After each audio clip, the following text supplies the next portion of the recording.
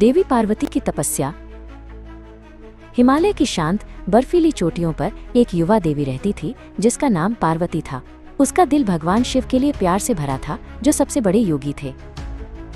लेकिन शिव अपनी गहरी ध्यान में लीन थे। पार्वती जानती थी कि उनका ध्यान आकर्षित करने के लिए उसे अपनी भक्ति साबित करनी होगी। इसलिए उसने एक कठिन यात्रा शुरू करने का फैसला किया, तपस्या की यात्रा। उसने अपनी शाही पोशाक त्याग दी और साधारण छाल के कपड़े पहन लिए। वो जंगल में गहरी चली गई, जहां उसने ध्यान करना शुरू कर दिया। सबसे पहले उसने केवल फल और जड़ें खाईं। जैसे जैसे समय बीतता गया, उसकी तपस्या और गहरी होती गई। उसने केवल गिरी हुई पत्तियां खाना शुरू कर दिया।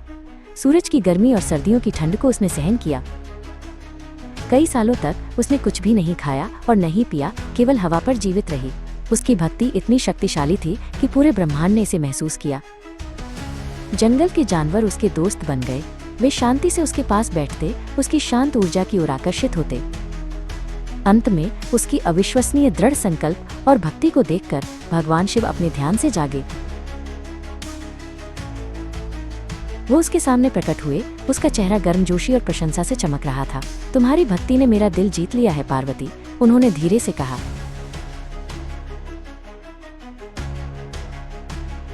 पार्वती, जिसे अब ब्रह्मचारिणी के नाम से जाना जाता है, ने हमें सिखाया कि सच्चे दृढ़ संकल्प और भक्ति के साथ कुछ भी असंभव नहीं है।